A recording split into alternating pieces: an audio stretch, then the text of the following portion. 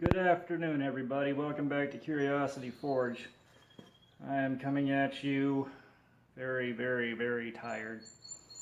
I spent a long time yesterday working on the county line forge knife for James Davis and Pops. And while I was doing that, I also had my brother here helping him work on finishing his first ever knife off and getting a sheath made for it so that he could carry it. I also helped my brother. Short version of a long story. I bought a welder and a 16-speed drill press off a guy, and he had originally offered to sell his whole shop for $500. After I bought those things, he dropped his price to $350. I got my brother on it, and he bought him out, and now he has his own coal forge, anvil, 1x30, a bunch of belts, a drill press, and a few other odds and ends, a couple bags of coal. So he's good to go. All he needs is to hit Harbor Freight and Home Depot and pick up a few hammers, and he will be ready to rock and or roll. I feel pretty good about that.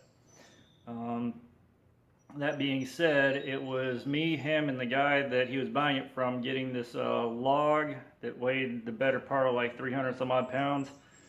The forge and the stand, which weighed the better part of 200, and my new workbench, because my brother had no room for it and could not bring it home. It went in my shop. Oh, and an electro etcher. That was also in the batch of stuff, and that's in my truck now. We're either going to try to sell it to help him recoup his cost, or I'm going to hang on to it so we can play with our knives later and play with our steel and learn how to electro etch. I'm good with either one. I'm more tempted to keep it than anything else and just say screw the money. So, yeah, what I'm going to do, something else, I just finished everything I am going to do to the James Davis knife.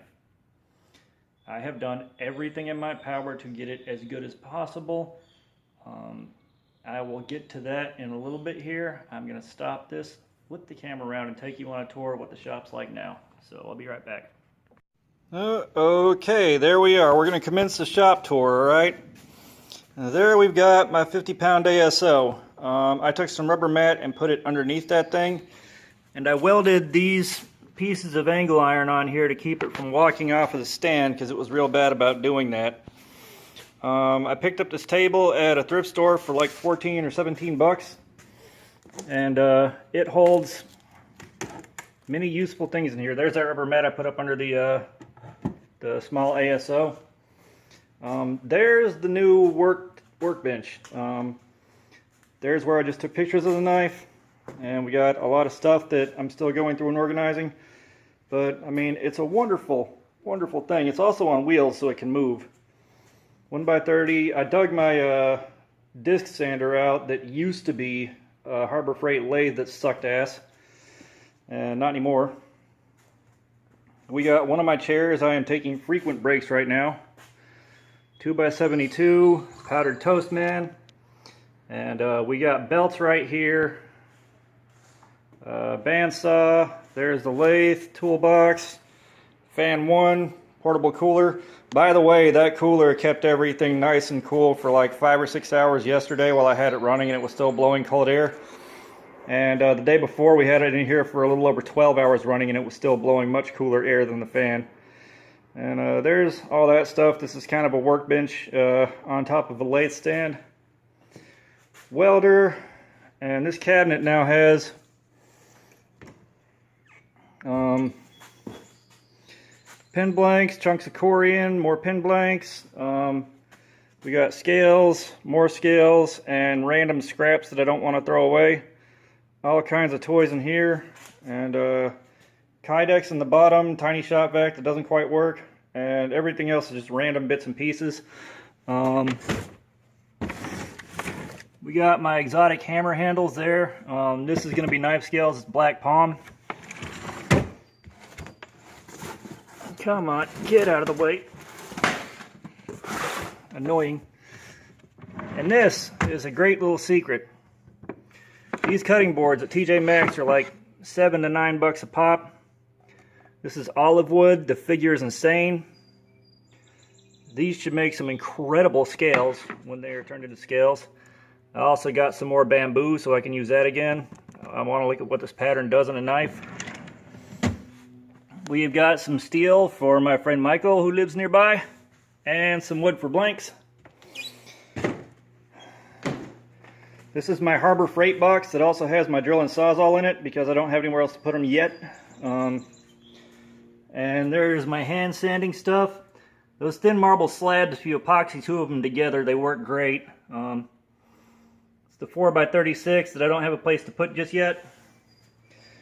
New file cabinet I got for like $7, which spring clamps, power file, welding jacket I should have worn, and heat gun,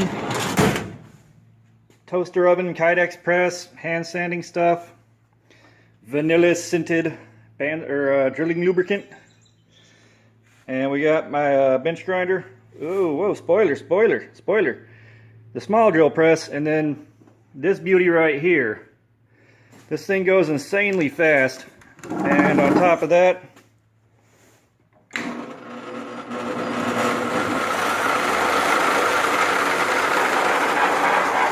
it's loud foot pedal operated. I dug out one of the Dollar Tree buckets, and I'm using that for water to dunk blades in when I'm doing buffing and stuff like that, because I'm tired of moving that 5-gallon bucket and reaching down to the floor to quench something or cool it off.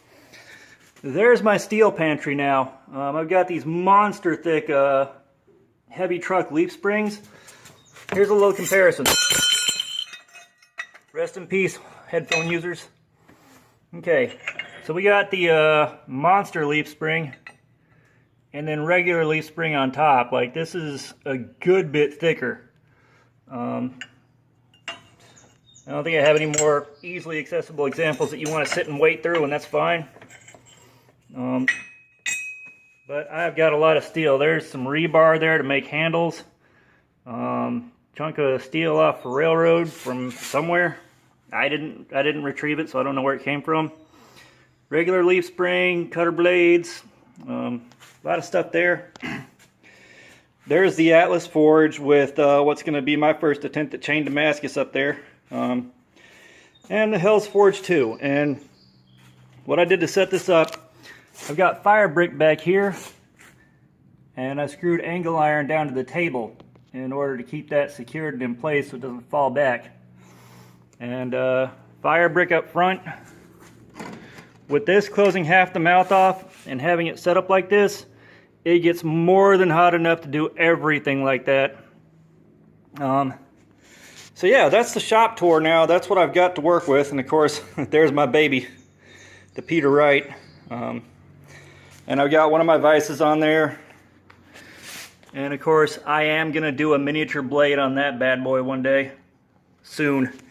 So there's that, and I'll flip the camera back around and show you the James Davis knife. Okay, I'm back. And man, my face is dirty. Good Lord, yeah, I've been going at it. This is the James Davis knife. And this is probably the best work I have done to date on a regular knife. But there you go.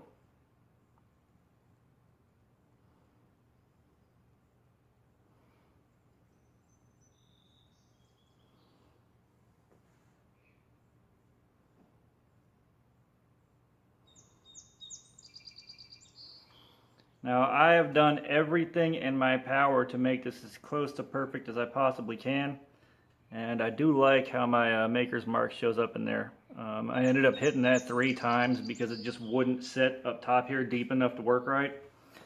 So the bottom of it sets super deep. Doesn't look bad, but you know, is this thing perfect? No. There's still a little tiny bit of texturing left behind from all the grits that I worked on and everything else I did trying to speed this process up that has been polished to a mirror along with everything else. So if you look close, you know, you can see it, but it's not a big detractor. The bevels are good, but not quite perfect, but they are the best I have ever managed to do. I'll take it. And this may be one of the best handle shapes I have set myself up for in a long time. You know, for my hand, this is a hair small, but for a knife this size, it's plenty, especially once it's got scales on it. And for pretty much the rest of the general population, it's going to be a good length because I got big old gorilla hands. I mean, like, I don't think I've ever slapped somebody that survived.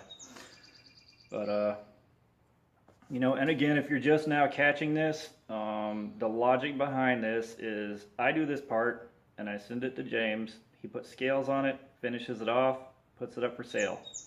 That money goes to help cover medical costs for Pops, who got great news, but that doesn't mean that the medical bills go away. The reason I set it up like that is I'm pretty sure with James's hands on it, and James putting some work in on it and listing it for sale himself, he's going to get a good bit more money for it than I will trying to sell it myself and just give him money. I haven't had that much luck with sales. So, you know, and I couldn't really send a lot of money that way because I don't have it. You know, I couldn't really send him another 3-pound block of Damascus whenever the first one he had cracked because I don't have that or the materials to make it. But I can do this. And James agreed to give this a shot and see if it did any good. So, Pops, you are quite welcome for this. I was very happy to be able to contribute something. I hope it sells for a good bit of money and it helps at least knock out $200-300 worth of your debt. I've got no idea what it'll go for, so your guess is as good as mine.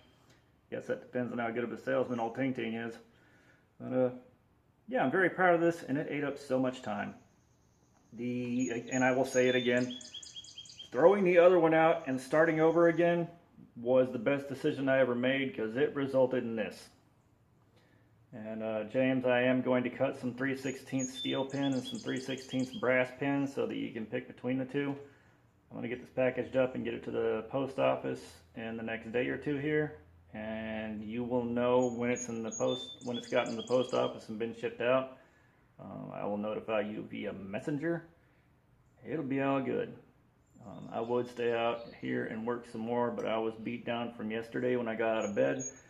So, I am going to go upstairs. I'm going to take a long overdue shower. I'm going to wallow in air conditioning. It's going to be disgusting to look at. So, with that being said, praise the forge and pass the borax. Please, please, please stay safe in your workshops. Don't do something stupid. I worked far too long into the evening yesterday trying to wrap this up and started making very stupid, dangerous mistakes, and this thing got snatched by the buffer more than once, but